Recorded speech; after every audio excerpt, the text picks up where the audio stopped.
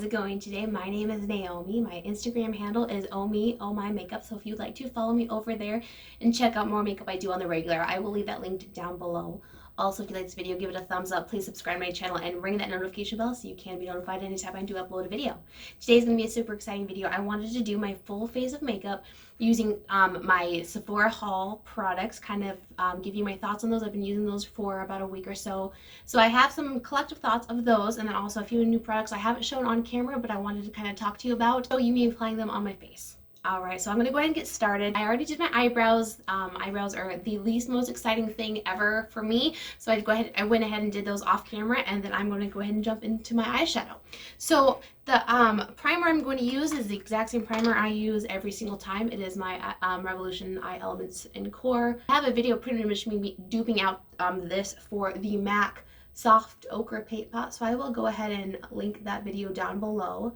But this is just the eye primer I have used ever since that video. I always set my eyeshadow primer and I use the Wet n Wild Brulee single eyeshadow. I have gone through 1,000 of these. I just tap this on top. I like this because it is a really pigmented nude eyeshadow and it works perfect for my skin tone. And then for eyeshadow today, it's not a brand new palette, but it's one I haven't used on camera. I'm going to use my Urban Decay Naked Honey palette. This is a really beautiful summery bronzy eyeshadow palette. I really like the different tones in here. I actually had a friend give this to me, so I'm going to just use them. I'm just going to do a neutral, simple eyeshadow look today. So I'm going to go ahead and start with Swarm right here, which is just a little transition color. And I'm going to just tap that into my crease. And do that both sides.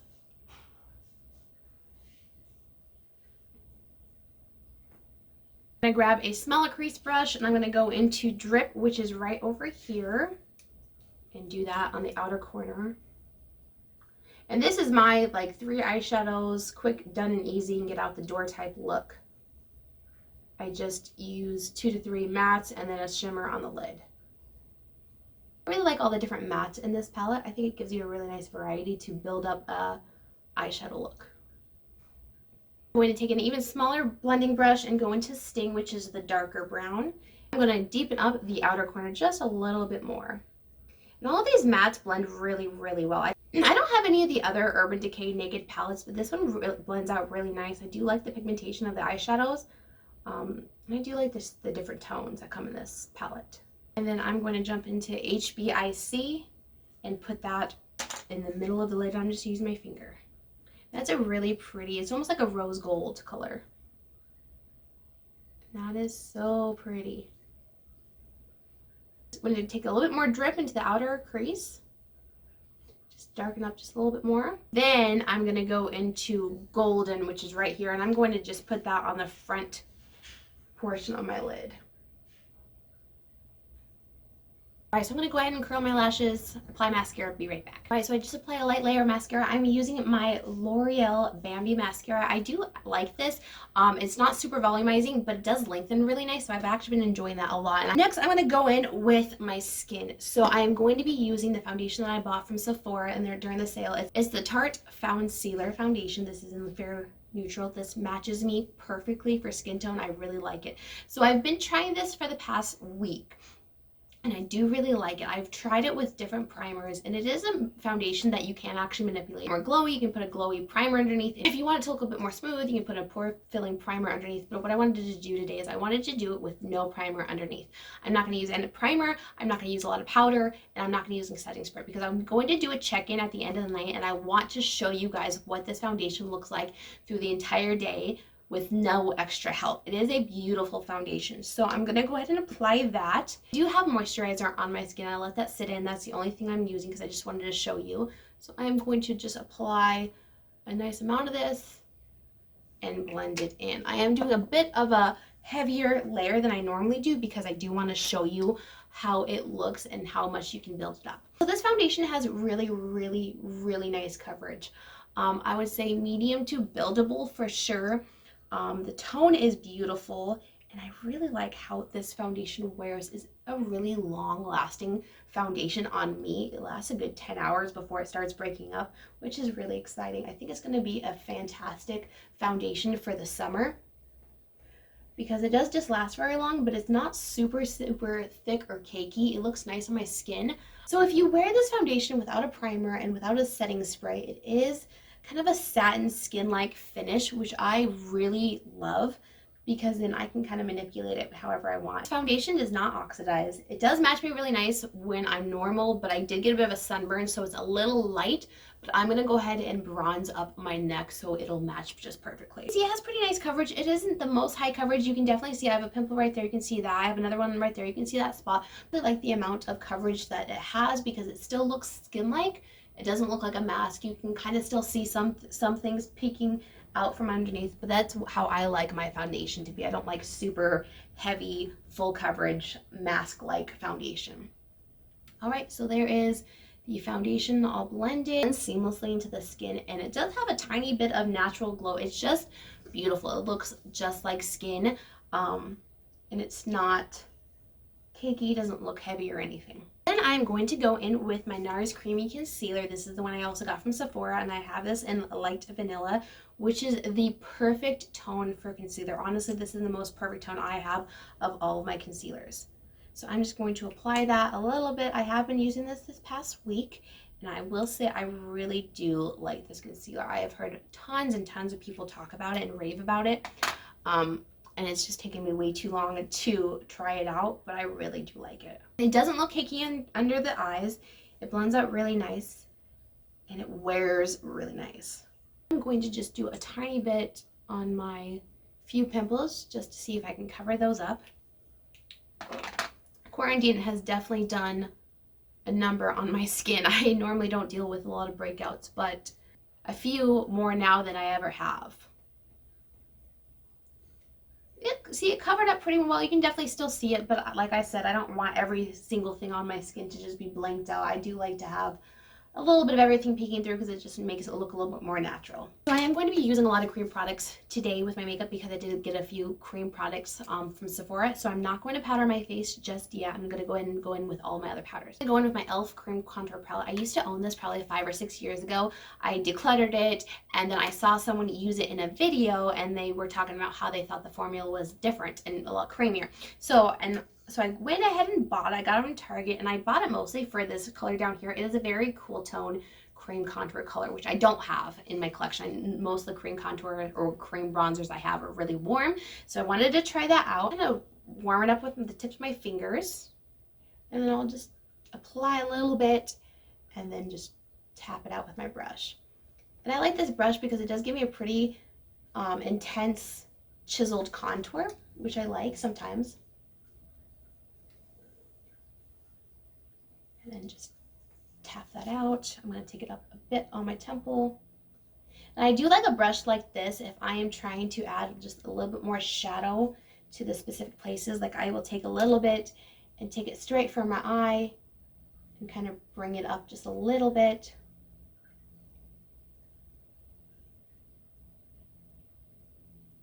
And then I like this brush also for the tip of my nose.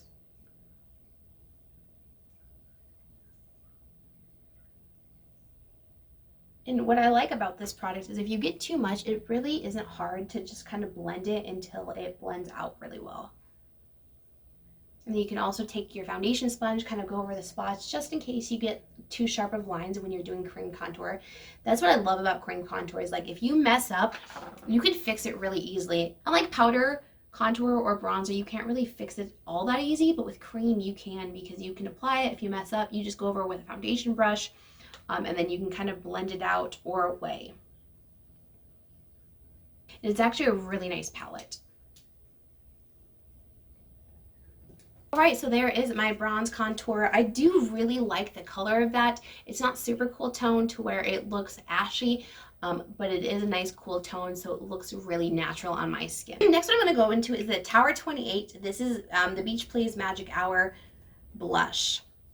And I have been using this, as you can tell, and this past week, and I really like this. I think it is beautiful. So I just warm it up with my finger. I'm going to tap it on, and then I just blend it out with my duo fiber brush. I use a duo fiber brush for pretty much all creams. If you haven't watched my cream makeup products video, I would definitely suggest watching that. I will leave that linked down below. I would suggest watching that because I kind of go over how I do all my cream products. So what I'm doing is I'm tapping with my finger, tapping a bit on, blending it out. And this product blends out so nicely. There's no harsh lines. It's super glowing, very, very beautiful. I really like this product. There are 2 other colors I do want to try out. Put on just a tiny bit on my nose. And if you can see that glow, it is just gorgeous. Okay, so for highlighter, I'm going into my Natasha Denona. This is the Diamond and Blush palette. I bought this from Sephora also. Looks just like that. I will link my Sephora haul down in the description bar also if you'd like to go check that out. So I am going to layer a few highlighters. I'm going to go into the cream highlighter in this palette, and I'm going to warm it up with my fingers. So one thing I will say about the creams in this palette is they are definitely very dry. They're not super, super creamy cream products. So I like to just really warm it up a lot with my finger, and then I will just tap it on. And I think they work the best if you use the warmth of your fingers to apply them.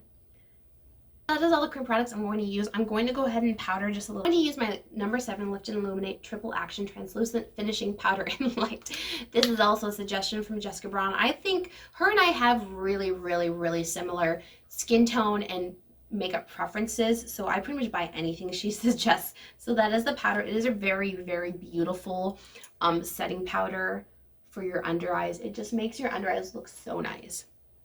Just tap a little bit, and then I just apply just a little bit under my eye. Like I said, I'm not going to apply too much powder all over the face because I do want to be able to see exactly how that foundation wears, and to be able to show you how that foundation wears without any primer or really excessive powder or any setting spray. I'm going to go into the powder blush in this palette, and I'm going to use a little, this is the Beige Cosmetics brush. I'm just tapping it in there, and then I'm going to just apply. I don't know what it is about blush, but recently through the spring, I have just been obsessed with blush. Like, I apply way more than I ever have before. I just love how it looks. I love how the rosy and kind of sun-kissed and just pretty it makes your face look. I am going to apply a little bit of my Makeup Forever Pro Bronze Fusion.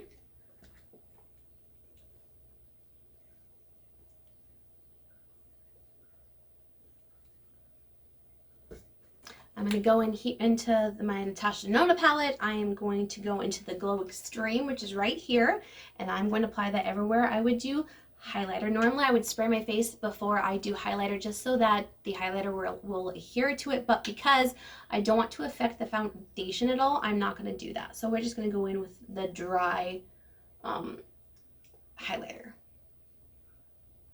Because I'm extra, I'm going to go into the diamond powder also.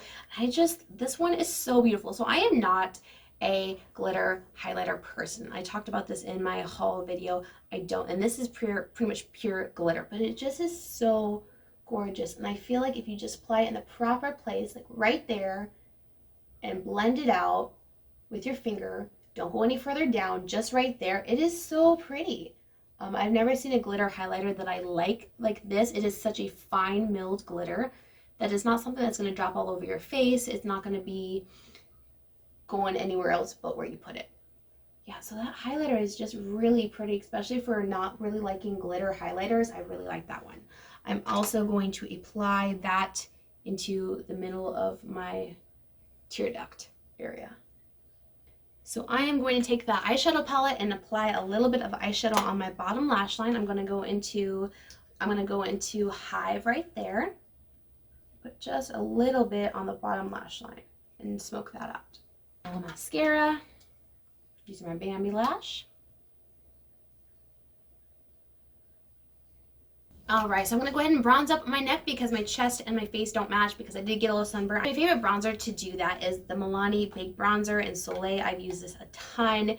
I love this bronzer to just bronze down your neck because it's not a super pigmented bronzer. It's also not matte, it's very shimmery. So you don't see harsh lines of where you apply it, and you can just blend it down your neck and it just looks really, really natural and kind of perfects your neck. And then if your chest is pale too, you could just throw a little bit on there and it just kind of perfects the makeup, or perfects your skin. Alright, so next I'm going to do my lips. This is a new lip liner that I got. This is NYX lip liner in Nude Beige. It is a really perfect, like, natural contour lip color. So I'm going to go ahead and line my lips.